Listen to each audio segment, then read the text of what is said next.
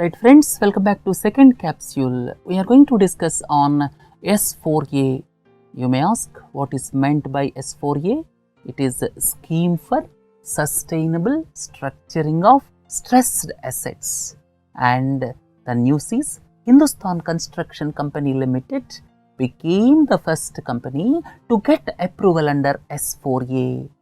This is the first company to get approval under S4A, and these S4A guidelines were released by Reserve Bank of India somewhere during June 2016.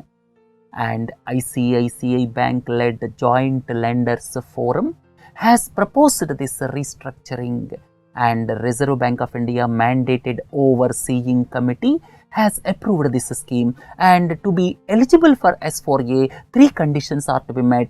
We are going to discuss about these things a little while from now, and before that you should understand what is meant by this scheme for sustainable structuring of stressed assets. All of you are familiar with non-performing assets. When banks are giving loans to individuals or companies, sometimes they may not be able to pay back. They may not be able to service the loan. Paying back the loan regularly, normally every month, is known as servicing of the loan.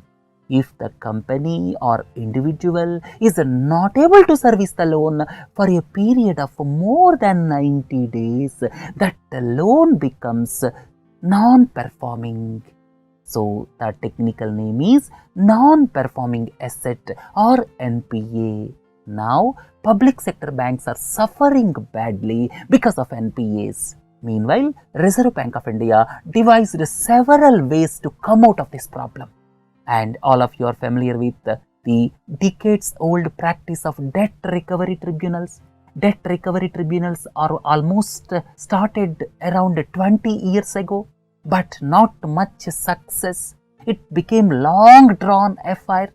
And subsequently came this SurFaCi Act. SurFaCi Act came in 2002, and as per this SurFaCi Act, these bad loans or non-performing assets can be sold to asset reconstruction companies, and this is successful only up to some extent.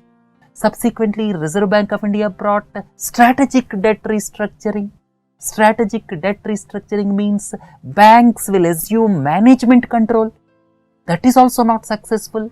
Then another scheme which was brought by Reserve Bank of India is the 5/25 scheme. That means loans can be given for a tenure of 20 to 25 years, but they can come out of it after 5 years. This is known as 5/25 scheme. That means through refinancing, these can be sold to some other firm. So this 5/25 scheme was also brought by Reserve Bank of India, and this S4A is scheme for sustainable structuring of stressed assets. This was brought in June, and here this is another method to reduce the stress on corporate borrowers and also to bring banks out of the problem of NPAs. And here, 2 important things. One is, for proposing about this S4A, Joint Lenders Forum is to be constituted. Joint Lenders Forum, that means a mechanism to recommend how much should be sustainable debt, how much should be unsustainable debt. That is to be recommended by Joint Lenders Forum. There are specific guidelines given by Reserve Bank of India as far as Joint Lenders Forum constitution is concerned, and subsequently it is to be approved by Overseeing Committee. Overseeing Committee is recommended by Indian Banks Association, and Reserve Bank of India will nominate this Overseeing Committee. So it has to be approved by Overseeing Committee. One is Joint Lenders Forum will recommend how much should be sustainable debt, how much should be unsustainable debt. And finally, Overseeing Committee recommended by Indian Banks Association and approved by Reserve Bank of India will approve this scheme. And if you look at this slide, everything will be clear to you.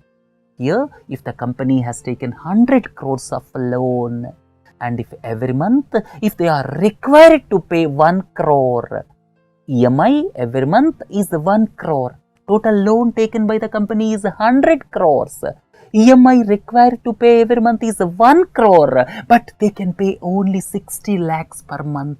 Their cash flows are sufficient to service the loan up to the extent of 60 lakhs. I am taking it as an example. Every month they are required to service the loan of rupees 1 crore, but their cash flows can support only 60 lakhs. Then under S4A, 60% can be designated as sustainable debt and 40% unsustainable debt. 60% sustainable debt and 40% unsustainable debt, and this 40% unsustainable debt can be taken over by the banks in the form of equity or quasi-equity. Equity means ownership. Quasi-equity means it is a debt instrument but with easiest terms, and 3 conditions are to be met to implement this S4A. The first condition is the project must be operating and already generating cash. That is the first condition. The project must be operating. The second condition is total loans to the entity must be rupees 500 crore or more. So this S4A is applicable when the loan component is more than 500 crores, or you can say 500 crores or more. And third important aspect is lending banks are required to hire an independent agency to evaluate how much of the debt is sustainable, and at least 50% of the debt should be sustainable. So these are the important conditions. Based on the agency's report, this joint lenders forum will recommend and Reserve Bank of India mandated overseeing committee will approve. So this is the procedure for S4A. If you look at the case of HCC Limited, it will be very clear to you.